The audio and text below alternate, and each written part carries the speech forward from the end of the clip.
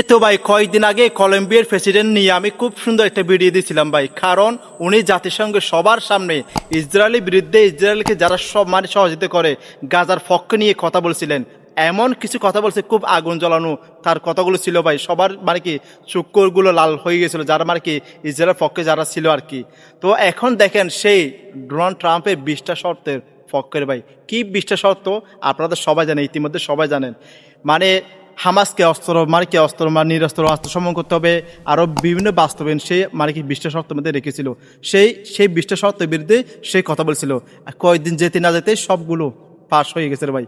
এখন কি বলবো, তারা আসলে কি, আমি সবসময় একটা কথা বলি, বিশ্বের রাজনীতি বোঝা যে কারো মানে কি দ্বারা সম্ভব নয় রে ভাই, খুবই কঠিন একটি বিষয় রে ভাই।